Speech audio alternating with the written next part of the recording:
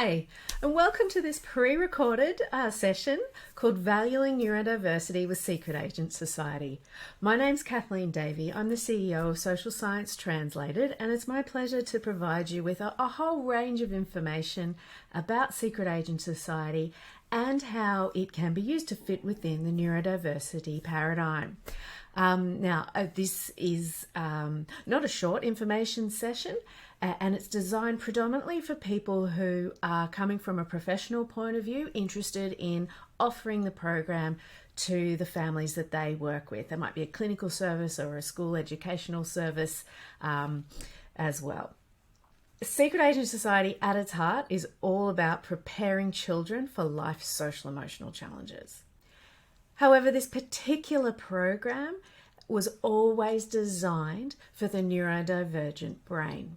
Okay, so we're actually looking at preparing neurodivergent children for life's social emotional challenges. Having said that, SAS has been used with quite a range of children over the years, and there are published papers with children who are confirmed to not have neurodivergence as well. But that was what it was originally designed for, and what most people, the context most people use the program. Now, I mentioned that I'm from Social Science Translated. We are a wholly owned subsidiary of an Australian not-for-profit organisation called the Autism CRC. Now, it is all about autism, evidence-based, best practice, co-production of really cool, useful resources.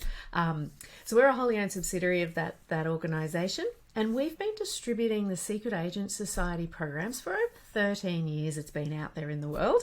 Now, our vision is living in a society, basically, that values diverse life skills that make for meaningful change in people's lives. Our mission, so the way that we do this, is we deliver evidence-based practical resources to engage professionals, children and families to diversify their life skills. Now, I mentioned that we are a wholly owned subsidiary of the Autism CRC. Here are two examples of practical resources that those of you listening might find useful in your work. They are Australian, for an Australian context, co-produced with Australian stakeholders, and autistic community is definitely involved in that. But they may be useful for others who are not in Australia watching this recording. So we have a national guideline for the assessment and diagnosis of autism spectrum disorders, and we also have a guideline for helping you navigate supports for learning, participation and well-being for particularly autistic children. Okay, and that is relevant to what we're talking about today in terms of supports for children, neurodivergent children, who may include children who are autistic. Now, the particular form of support that we're focusing on today is a Secret Agent Society small group program. It's one of the evidence-based practical resources that we deliver to professionals, children and families to help them understand and use a diverse set of life skills. Specifically here, we're talking about social and emotional skills. Now, for those parents who may have jumped onto the link to have a check out of this information session, if you're after something really practical in how to find an SAS provider that uses a neurodivergent-affirming approach to their work, you can go to our Find an SAS Provider search map, and there is a tick box where you can filter your results for service providers who have identified themselves as having a neurodivergent affirming approach. Now, I will just add, not all the service providers are listed on this map. Not everyone wants to be listed publicly. For example, many schools that offer SAS, families can't just ring up to do SAS with their school. They have to be a student of the school, so you won't find many schools on the map. Also, not all the service providers have gone in and updated their profiles to tick the box that fits them with this filter. So I would still ask, if you search and you find someone who doesn't have that ticked, contact that service provider and ask if you're particularly after a neurodivergent affirming approach. Something nice and practical for the parents online. All right, so the rest of the session, what I have for you. Firstly, we're going to have a quick overview of what is neurodiversity and what is neurodivergence for those of you who are not familiar. Then we'll look specifically at what is neurodivergent affirming practice and how does SAS fit in with this. what is the SAS small group program really? And I'm going to give you a snapshot of some of the content around social emotional skills that we go through when children and families are participating in Secret Agent Society small group program. So you'll get to get really familiar with what it is and what it isn't by the end of this session. Now, firstly, neurodiversity and neurodivergent-affirming practice. Now, the reason that this is even being talked about is because of a shift that's been occurring in our society. A lot of professionals and a lot of the way that the world was set up is aligned with something called the medical model of disability. Now, I like to use the pomegranate and apple analogy to explain what the medical model is. Okay, so imagine you've got a fruit bowl full of apples. And they're having a great old time being a bunch of apples in the fruit bowl. They know each other really well. They get along fine. They all like similar things. They taste the same. They've got the same skin, etc. And then someone comes along and pops a pomegranate in this fruit bowl. And the apples, they take a step back and they're like, hey, there's a new fruit in town. And they go and they check out this fruit and they're looking at it and I think sort of like us, mate. Oh, something's different here. I know. It's apple deficiency syndrome. Basically, the apples have gone, we only know appledom. We only know how to be apples, interact with apples. This is not an apple. This is different. Therefore, there's something perhaps wrong or deficient about it. And we'll label it as apple deficiency syndrome, and we'll try and see if we can make this a little bit more apple-like so we feel more comfortable. Okay?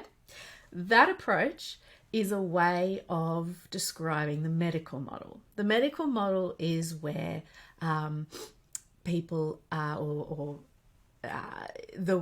where we're looking for things to be wrong or in deficit to then provide a treatment or a cure.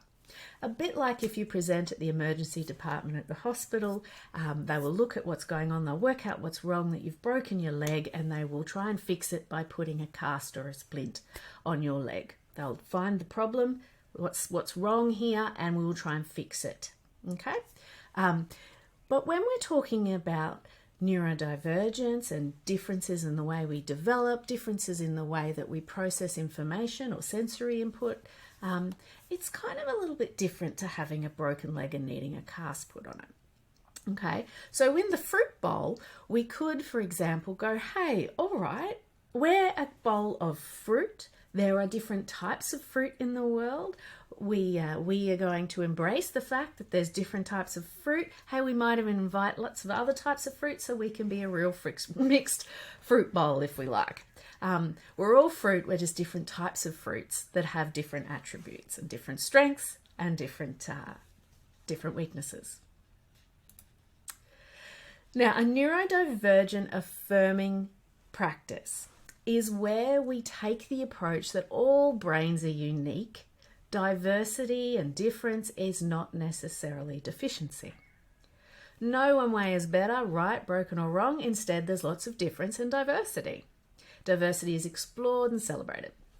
Okay, so another part of it is helping people to be self-aware and have self-advocacy. So to understand their own profile, be okay and accept their own profile and the fact that others might have different ways of processing it. We need to feel comfortable about our neurodivergent selves, grow the skills to share our preferences with other people, ask for adaptations when we need them, grow an increasing awareness of when we do and don't mask, which is something where you might be trying to be different or act differently, for example, and you want to be consciously making safe and healthy choices around when you do and don't mask, for example, but increasing your awareness and making that a conscious choice. Basically, because sometimes when it's not conscious and when it's done too much, it becomes unhealthy and can be quite challenging for someone's mental health. And in other contexts, it can be quite a helpful, useful strategy for people. And we're also trying to seek to explore and respect the needs of others. Now, it wouldn't be neurodiversity if we didn't have different ways of doing things, different ways of thinking, different preferences. So while we're learning to explore our own profiles, ask for adaptations, accept what our strengths and weaknesses are, celebrate our strengths, we also need to understand how other people view the world and what their preferences are, and when we need to adapt to help them as well. So both ways. Now, how does Secret Agent Society fit in with this? Well, interestingly, SAS is often offered to support children who are neurodivergent, but also those who are not. SAS providers often deliver SAS using a neurodivergent-affirming approach, but some providers don't. Some providers are not using the program with children who are neurodivergent. So there's all sorts of different applications to the program. What SAS itself does is it's materials and a process that teaches a suite of social emotional skills that help prepare children for social emotional challenges in life. And the way that the facilitators are trained and the way the program was designed is for it to be individualized to meet the needs and values of each and every family that the providers work with. So if different children in their group, if their brains work differently within their group, the facilitators should be adapting the way they're teaching to meet the needs of each individual child. So no one SAS group is ever exactly the same. Now this facilitation flexometer that I've got on the screen here, it is all about helping guide facilitators in that best practice delivery of SAS. Okay, as I was saying, it needs to be individualized to meet the needs and families of each family. So the very first thing that's done in the program is the facilitators conduct an intake assessment and ask the families lots and lots of different pieces of information, including their values and their preferences and how they think things might need to be adapted to meet the needs of their child and their family. And as is indicated on this flexometer here, when we're in the middle, we're in best practice of how to deliver SAS. When we're over on the right here, we're following all the manualized materials too closely. We're not individualizing, we're treating everyone the same. And when we're down on the other side here, we're drifting too far away from where the program is, what the core of the program is. So, an example, in the middle here, delivering the core components of the program that we know, it's got all this evidence base, we know that delivering it with all the core program components works and helps children to build a whole heap of different skills that they can use in different scenarios. So delivering the core components and adapting non-core components and individualizing the way you deliver it for that child and family is best practice. If you're following it too closely, you're reading out an example script in the facilitator manual as if that's the only way that you could introduce an activity, or you deliver what are called extension topics. So there's topics that you can use with higher level children or when children have already learned a base skill to take them to the next level. It's usually a lot more complex. It's usually a higher level skill than the base skill that we're teaching. If you deliver those to children who are not ready for them or who are not in the intellectual place that aligns with the content of that extension topic, that's just because it's there, that's following too close. That's not adapting to that child's needs. Then down the other side, removing core components, not empowering the parents or teachers, no adult mentors are involved at all. That would be drifting too far from the process of SAS. Or skipping things like the peer acceptance strategies that are built in. Halfway through the program, the teachers receive, or the child's classroom teachers receive some guidance on how they can run peer acceptance strategies in the classroom to help increase friendliness and acceptance of difference in the classroom, leaving that core component out. That's not within the SAS best practice mode as well. So we've got this facilitation flexometer to help our facilitators gauge when they are in that sweet spot in the middle, and also to help to explain to people like yourselves online watching the video about how SAS is meant to be. It is not meant to be rigid and following everything exactly to the T. Facilitators are meant to adapt the program to meet each child and family's profile, preferences, and their context and values. Now, another example of something that some of the facilitators do in their everyday practice is they ask the families if they need any specific accommodations. And I wanted to share this because I think it's a really awesome separate external resource that's an example of something that people might use when you go to access SAS. Now, this was developed out of the Griffith University, and it's a checklist basically. It's a form that you could give a client to help them go through and tick off accommodations that they might appreciate in the way you deliver your service to help meet their needs. Okay, the QR code on the screen will take you straight to it if it's a resource that you think will help you in your work. Another thing that we provide for our facilitators is something called the SAS Communications Toolkit that helps them to review the way that they're communicating about the program, make sure that they've got all the up-to-date resources. There's different promotional communication videos and tools and images that they can use, but there's also frequently asked questions and how to respond to them if anyone's feeling stuck about what to write on their website, how to answer a parent question, etc. Okay, that QR code there as well will also take people straight to it. So if there's any current trained facilitators watching the video and you haven't seen the Communications Toolkit, do check it out. Anyone who is not yet an SAS facilitator or work for a SAS provider service, some of the materials in this book can also be useful when you're helping to plan ahead. So it has things like outlines on service model, cost considerations when you're working out your budget, team efficiency tips, as well as the style guide and all the communications information that I was referring to before. Now let's get into the program itself. What is Secret Agent Society? Now, ultimately, if you want to be really simple about it, it's a 4-in-1 program focusing on social emotional skills with a cool espionage theme and computer game components.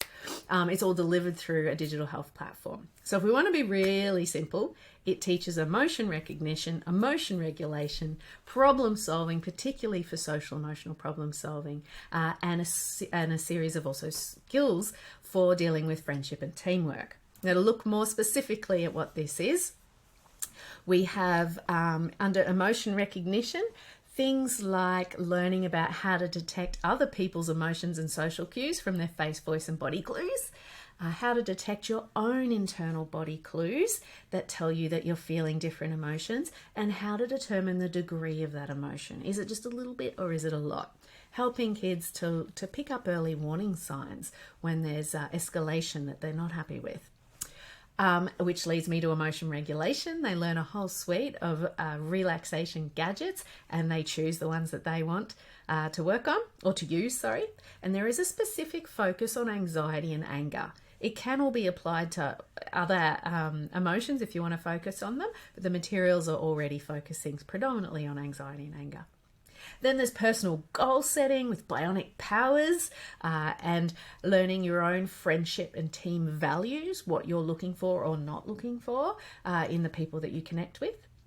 Then there's social problem solving with the decoder formula, learning how to detect the difference between accidents, jokes, and mean teasing, and preventing and managing bullying with something called the Guard Body Armour. And then the social skills codes for friendship and teamwork, they include things like a conversation code for learning how to think about the needs of both conversational partners when you're talking to someone, the play code that helps you to become aware of your own and other people's preferences when you're playing, and how to manage some tricky situations, and what to do if people don't want to play with you, and how you can go and find something to do on your own as well. The damage control code, which is all about how to stay calm and manage when you've made a mistake. This includes how to apologize if you've hurt someone's feelings. It's tricky for everyone. And the confusion code, which is around remaining calm and managing new situations or change and unpredictability. Okay.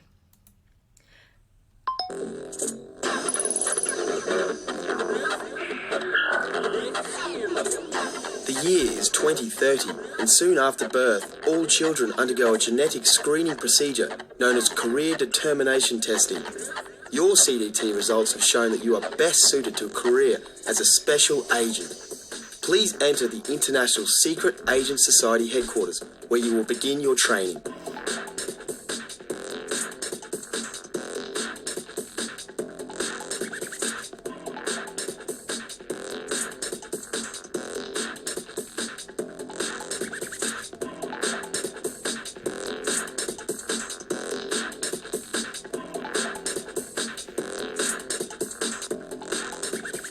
To successfully graduate from this academy, you will need to complete a 3-level program that teaches you how to decode people's thoughts and feelings.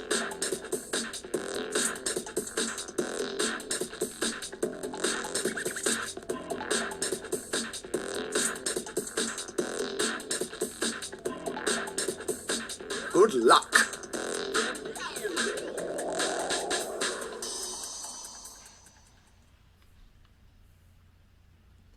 So there's lots of fun with the espionage theme, and as you can see, there's animated computer game components as well. So lots of fun for the facilitators and also for the children as well.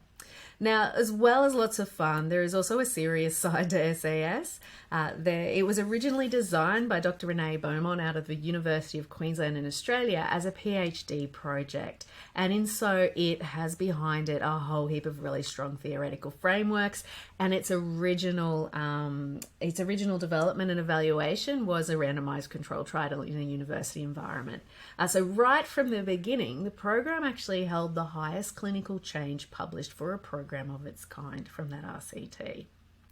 Now, as you can see here, there's lots of different areas in the theoretical framework that really speak to the strength of SAS. Now, with that theoretical framework, the way that it's delivered.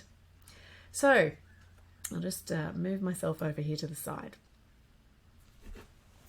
So, all of the content and the theoretical framework are all pulled together, and SAS is delivered through a particular structured process. There's a modulated program of 9 modules and then 2 follow-up modules of over a 6-month period after you've done the initial 9.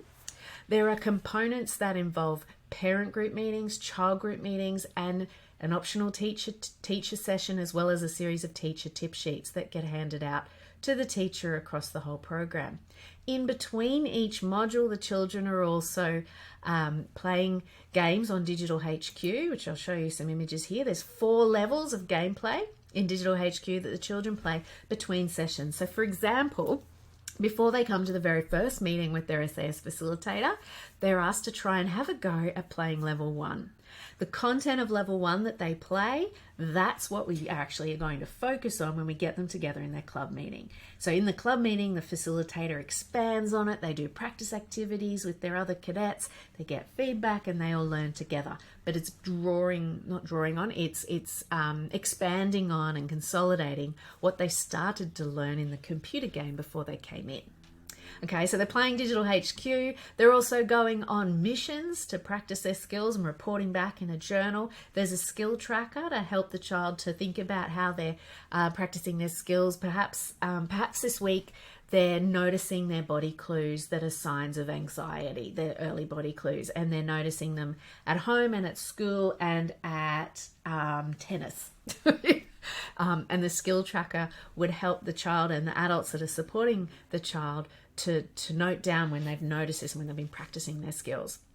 I've mentioned the teacher tip sheets. There's also a graduation component, and we make sure that we're checking in with the classroom teachers if they're not the ones who are actually delivering the program as well. So it's multi-component. It's certainly not just put the child in front of a computer game. Okay, there's a whole wraparound approach over time supporting the child. Now, I mentioned the classroom teachers and the teacher tip sheets. In one of the weeks, it's about halfway through the program, before the children are starting to try out some different social strategies, they get a tip sheet that's all about peer acceptance strategies. So the teachers are actually encouraged to do things like a Celebrating Our Differences seminar, where everyone looks at how they're all different and how they can help each other and support each other and celebrate diversity. There's peer mentors or partners system, and there's a lovely, it's my favourite, class-wide friendship reward system where the whole class are on the lookout for and getting and getting encouragement for friendly behaviours.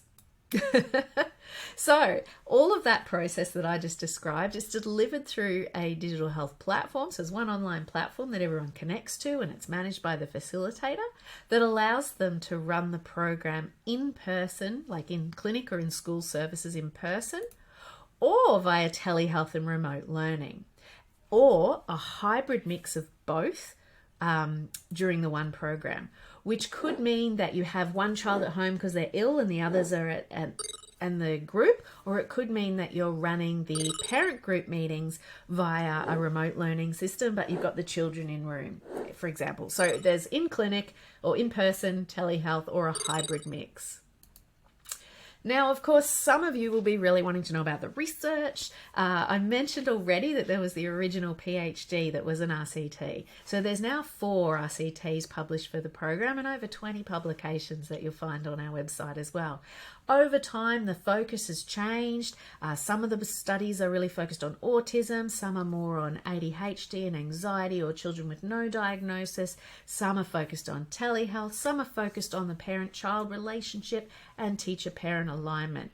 All sorts of different things going on, but we have evidence to support the use of the program with lots of different children in clinics and in schools, and certainly has been found to be really helpful in regards to anxiety, anger, social skills, behaviour, and hyperactivity as well. A whole range of different things.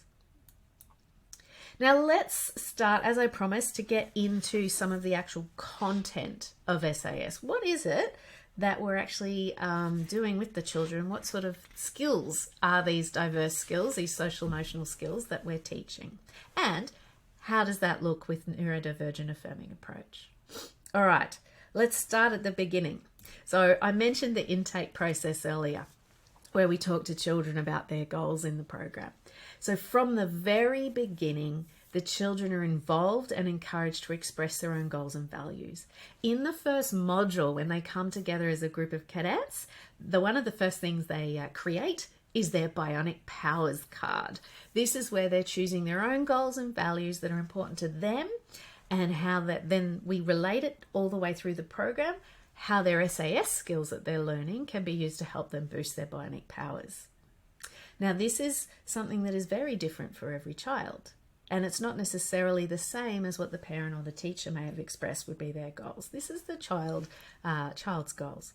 Now, SAS is flexibly applied to value each child's diverse profile and social emotional skills as they go through the program. You'll see on this video when it pops up a set of stickers they can put on their Bionic Powers card. What you're not seeing in this video is that they can also make their own that can be completely different to the ones that are suggested on screen as well. Now, the next area of real content in the program is where we start to use a hierarchical approach across the entire program, but it starts with emotion recognition and emotion regulation. We start there before we go into the more complex skills, where it's involving someone else.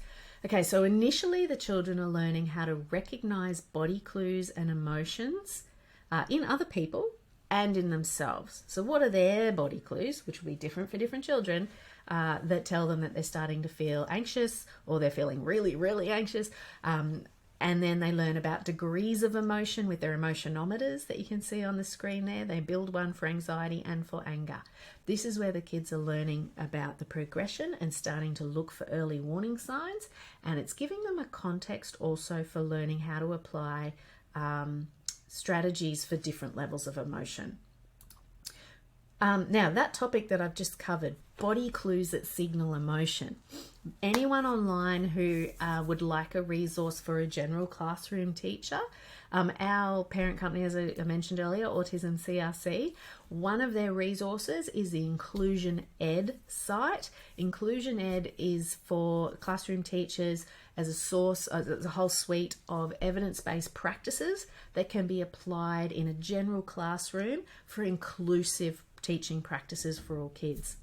Now, we've been working with the Inclusion Ed team. There will eventually be 3 SAS-informed teaching practices, but at the moment there's already one up there. I've got the QR code for you. If you zap that QR code, you'll go straight to the SAS practice.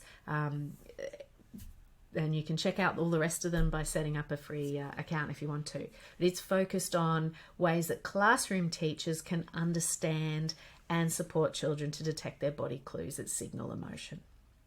All right, there's a little sidestep into a different application of SAS.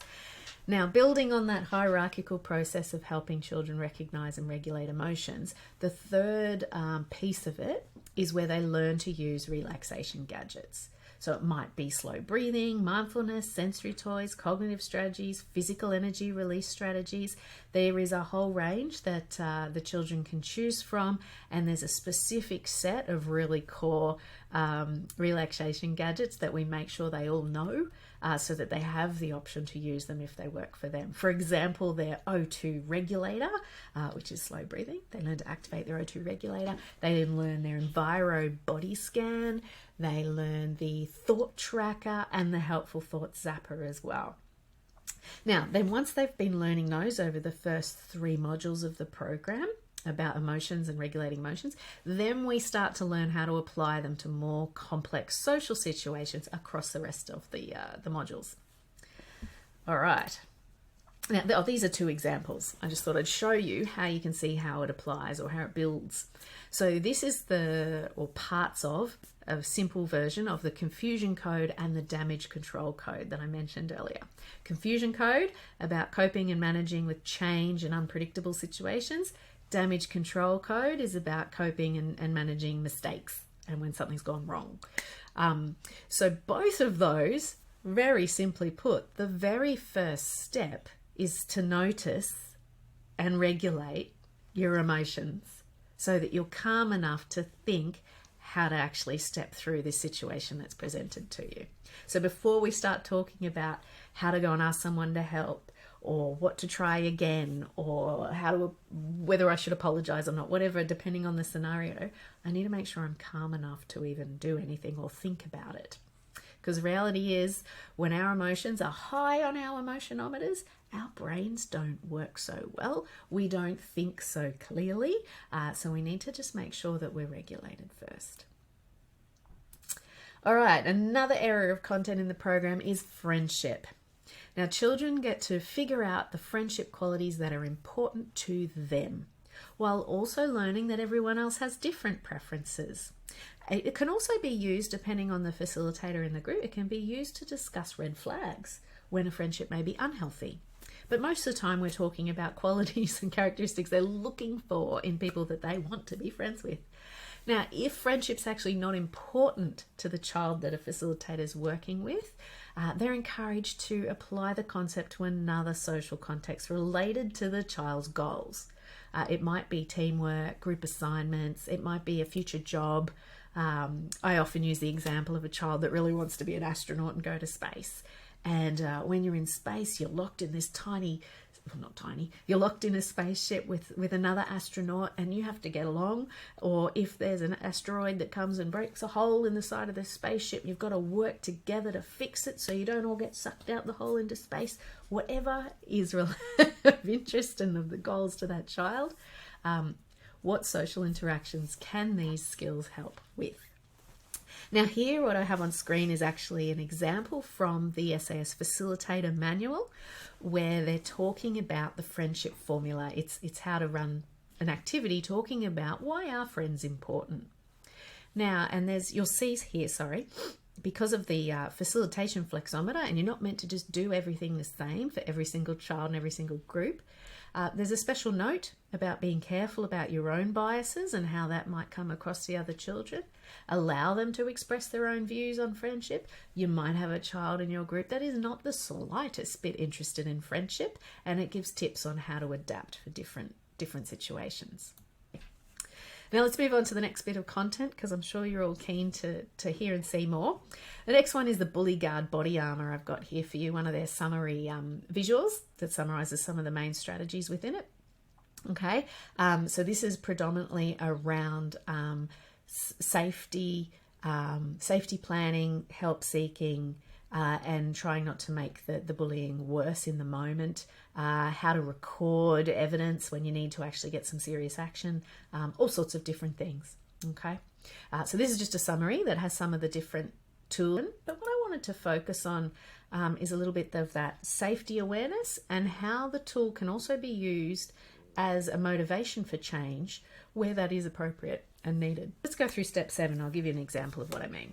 So step 7, if the bullies are saying something about you that you think are true, decide if they are things that you want to change and can change. So if you think about, your 8 to 12-year-old children and some of the things that is, traditionally kids get bullied about, it's often something that's different. Not always, but sometimes it's something that's different. And I should also mention, that the teacher tip sheet also has strategies for the ideas for the school in terms of what they can do to try and prevent and manage bullying if it is happening in their school. And there's also information for the parents in the parent group meetings around how to identify signs that your child might be being bullied and what you can do as a parent and things like that as well. This is just the child bit that I've got on screen that has worked through with a trained professional in the club meeting. So let's say, for example, there's a child who's getting relentlessly bullied about smelling badly or smelling badly in a way that most people don't like. And it's something that the child knows. Yep.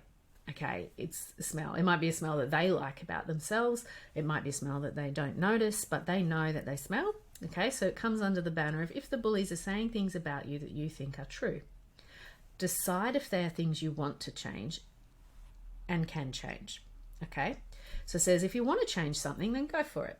If you don't want to change anything, don't. Focus on your strengths and your bionic powers, as well as connecting with others who are nice to you. So, all right, okay, those people are bullying you about this thing that you don't want to change, whatever, I'm not going to hang out with them. I'm going to go and hang out with the other people who are nice to me. If what is being said isn't true, try not to get upset and act like it is. This gives the bullies more power. Use your relaxation gadgets to stay calm. Now, remember, this is all in the context of a whole series of steps on how to stay safe and ask for help. Now, coming back to the if you want to change, if you think it's true and you want to change, I think I've actually got in the visual there. I do. The first one, we've got the child there. He's thinking, actually, I do smell. Maybe I can find a new soap I like. This is an example where the context might be that the soap that mum has at home that's kept in the bathroom is actually a sensory trigger for the child. They can't stand that soap or the feeling of the way it suds up. And it's a sensory reason why they won't use the soap. And then we need to actually learn how to talk about that with mum.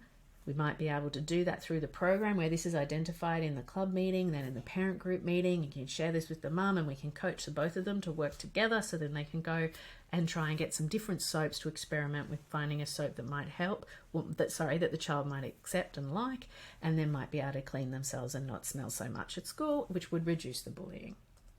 And then in another circumstance, they might choose not to. Again, change is a choice. But the tool has these options there where you can actually use them to work together to reduce this situation or to manage the situation, generally make meaningful change where it's wanted.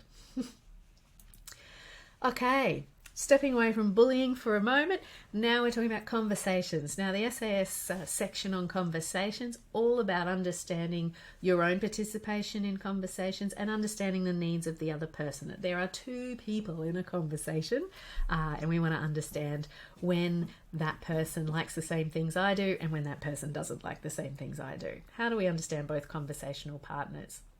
Now, as part of the conversation code, the kids are getting some tips and tricks and on what to look out for, how to notice if someone's really bored with what you're saying, how to notice if someone's getting angry about what you're saying with these feelings alerts you can see on the slide, all sorts of different steps. What's also encouraged with the facilitators is to adapt the conversation code to meet the needs of the child. Now that could be their academic or their intellectual levels. So the conversation code is quite a few steps, and always the facilitators and the children are given the option to make create custom code cards. So let's say that the conversation code typically has 7 steps. You could create a 3-step conversation code for a particular child, and that's what you use instead. So I've got the facilitation flexometer at the bottom of the screen here again. Following too close and only delivering the conversation code and exactly the steps that are presented to every single child, that's not good practice, unless you've assessed that every single child can handle that level and they need all of those steps and they fit with the way they view the world. Best practice, you'd probably have some little differences in the room. You've probably got a group that are at a similar level, so you're either going through it all, or you're creating little custom ones, or you're doing the extension topics, which is conversation equations, whole nother level. Anyway, you've assessed the group and you've met their needs with how you're doing your teaching. Drifting too far would be, an extreme level would be skipping the module that has conversation code altogether.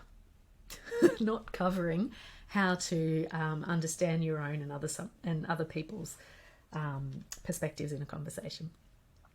All right, the other thing I've got on the screen here, it's another facilitator manual image where there's a suggestion here. Hey, what you could do after doing the conversation code or before doing the conversation code, you could use the custom code cards and run a fun activity with the kids where they create a talking to me code card that is purely about the way that they love to have conversations with people. You know, that may not always work depending on who they're talking to, but they can then have this that goes, hey, this is how it really works for me when I'm talking to people. What are some examples on the screen here? So an example, it might be that the child's saying, wait 5 seconds after I've said something before sharing your ideas or asking a question. I sometimes need extra time to think about it. And I get upset if the conversation moves too quickly. Moving around and not looking directly at you when you're talking helps me focus on what you're saying. And when we start talking, let me know how long you have to talk, then I can decide what I want to share. They're just examples. They certainly won't be everyone's preferences. Some of them might be too complex for some children. Some will be exactly what they need in a conversation.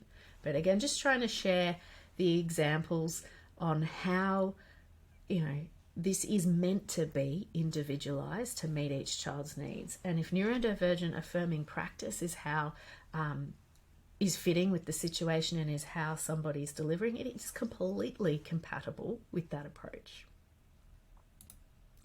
All right, next topic, just to share on some of the, again, I'm only taking snippets of the program to give you examples. The play code is a bit of a step-by-step guide on, if you want to play with someone, how to try and engage and join in someone's game, sport, play, whatever it is, hanging out. What to do or be mindful of if they do want you to play with them, and what you can do, how you can cope, stay calm, and do as an alternative if they don't want to play with you. There's also a rap song, professionally recorded rap song called The Way We Play, which explores how some children like to experience play and what they don't like. So some children don't like it when someone's constantly trying to keep score and get really strict on the rules and the score, when the purpose of the game is just a fun social game. So it's just sharing some people's experience. One of the fun activities that facilitators are encouraged to do with this one is get the kids to make their own rap song as well about the way that they like to play. And so we can look at all the different ways that different kids prefer to play, what they get a kick out of, and understand that when you're playing with someone like the other cadet in your group, they may not like it when you do this particular thing. Again, learning just different preferences. Now, for those of you who are watching this who knew SAS a long time ago, or this wasn't in the original SAS at all, there was no rap song. And when the rap song was first released, it had a different name. And it's just one of the many examples of how we try and evolve the program, respond to feedback as we go. So the current name, The Way We Play. Oh, this is just the facilitator manual instructions with the activities that I was just talking about, where you might make a different play code or a different rap song. Now, as I mentioned, so I've already said this is a double up. This is just to remind me to let you know that it also explores what to do if other people don't want to play with you. Because some people who haven't actually done the facilitator training in SAS but know that it covers how to play, assume that there's something not compatible with the neurodivergent-affirming practice or not compatible with kids who don't actually want to play with others. But really it's going, hey, if you did, or it might not even be play. It might be that you like your sporting team, play, teamwork, whatever. If you did want to play with someone, this is how you can try and work out whether it's a good time to go up and ask and what to do if they do say yes. But also, here's a plan on what to do if they say no. So that we can stay calm. We can go and try and ask someone else who might want to play with us, or how we can go and do our own thing in our own time as well. It's completely fine to go and hang out on your own if that's what you want to do. Completely. There's also an extension topic. I've mentioned extension topics a couple of times in the video. This is one of them. So the Play Code has one called Play Recovery Tactics, and it's all about some tips and ideas on what to do if things are getting really difficult while you're playing with someone. Okay, maybe there's some conflict or some differences of opinion, or you're getting really anxious or angry or overwhelmed. It's mainly all around how to deal with difficult situations in a respectful and safe way. Okay, again, you will cover this with some groups, and other groups, they won't be ready for this. You'll stick with the base Play Code, but other groups, this will be exactly what you're wanting to cover. All right, the last bit of section I wanted to talk about is the assessment. SAS has assessment measures built in, a number of assessment tools, I should say. There's questionnaires that have been used with the program for, the 13 years that I mentioned, or probably more because it was the original program. So there's some that are published tools, have published psychometrics, been around for a long time, were chosen for a certain reason to be integrated into the program, that are still in there. And they've been automated, so you can use the digital platform to administer, auto score, get a pretty graph like you can see on the slide, automatically through the program. You gather data in that way from the teacher, the parent, another adult. There's a couple of knowledge tools with the kids. There's an observational tool where you can go and rate observational ratings, pre, post, and follow-up of the program. All of that I just mentioned, you do at intake, pre-program, post-program after the first 9 modules, follow-up 1 and follow-up 2, which is over 6 months after the program. So you've got 4 assessment points to be assessing, guiding your adaptations of the program, measuring change, ready to report. A lot of people who use SAS, they're needing to report change. They're needing to show that they're using evidence-based practice, and this is the change we've seen in what goals, depending on what you're focusing on. And these are the next areas that this child and this family are wanting to focus on next, as also backed up by the assessment. So you've got those questionnaires I mentioned. The other beautiful thing around that is you can actually insert other scores into the assessment table and the automatic graphing, so you can keep it all in one place. So let's say you're a speech pathologist and you want to use a particular speechy assessment tool, adding it into the suite of assessments.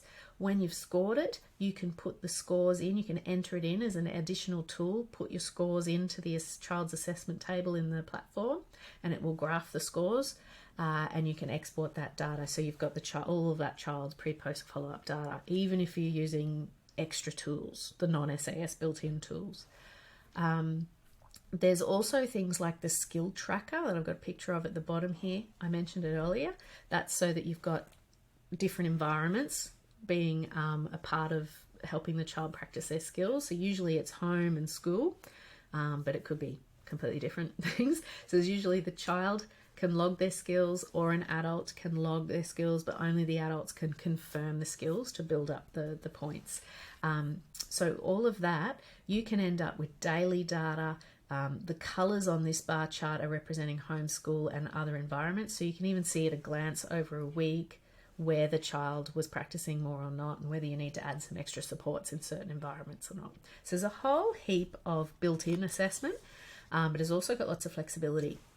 Actually, I should mention here the flexibility, the skill tracker.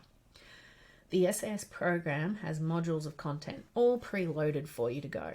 It also has preloaded recommended target skills for the children to focus on after each module. So they have a module, they practice their skills for a week using their skill tracker to record it. Then they do another module, they've got a new target skill to focus on for the week. So they're already preloaded, so you don't have to do anything. But they're also completely editable, and facilitators are meant to edit them or ask the parents to edit them to make them the skill that's relevant to the child at the child's level and what is aligning with their own goals and values. So here, what I was just saying applied to the facilitation flexometer. Over on the drifting too far side, we've got not using any assessment whatsoever. Now that's not SAS best practice. SAS is an evidence-based program that highly values a scientist-practitioner approach, where people are actually knowing that what they're doing is achieving the goals that they're trying to achieve, and using assessment to guide the way you tailor the program as well. And most people, as I said earlier, most people these days need to report change to the referrers or to the funding bodies or the families via the families to the funding bodies, etc. On the other end, following too close, where you only use the tools that are provided in the program, you only use the built-in target skills for the skill tracker and don't adapt them for the child. You read out or leave the families with the exact item descriptions in the tools, despite if they need to actually be reworded to help align with their values or their language or literacy abilities. All of those kind of things. Not explaining the context. When we're talking about neurodivergent-affirming practice, you may need, and if you're choosing to use the historical SAS tools, the language of all the items is not always neurodivergent-affirming. They have been around for a while. And because they're published psychometric tools, we can't just go and reword them because the norms won't be the same for measuring your change. But you can still use them, but we recommend that you actually explain the context or give an alternative wording while the family are looking at them. So if you're not doing any of that and just going, here, fill this out, and that's clashing with that family's values, that would be following too close and not good SAS best practice. So the best practice bit in the middle, using your assessment as fit for purpose. So you might use the SAS tools and additional tools that fit with the goals of the program. The SAS tools might not measure what's important to the family, so you might need another tool that is actually relevant. And this covers doing your intake assessment for program suitability and group matching, monitoring across the program, adjusting the way you deliver it in response to the measurement, measuring change and goals, determining next areas of focus, and as I was saying, providing that historical context for the tools and reframing the items to adapt to the family's or service values. All right. At the end of the day, what's really important is that you try and mimic the multi-source data. Okay, so there's parent questionnaires as one source. There's teacher questionnaires as another source. There's also parent-teacher interviews. There's an observation tool where someone is directly observing the child and how they're going, what they're struggling with, what they're not struggling with. The children do their own questionnaires. They have pre-post quizzes all through the computer game. Plus they have James and the maths test and Dylan as being teased as an assessment measure. There's the skill tracker data. And in level 4 of Digital HQ, they also get to say what they would like to do better, how they think they're going with certain skills and which ones they would like to do better in to help guide next planning. So there's so much going on in SAS. It really is a comprehensive program. It's all pre-prepared for everyone. There's instructions, there's child content and games, there's teacher tip sheets for the teacher, there's parent meeting information, there's a facilitator manual that tells you how to do it all. And the facilitators who run the program have done a 14-hour self-paced online training course. And prior to that, they met eligibility criteria.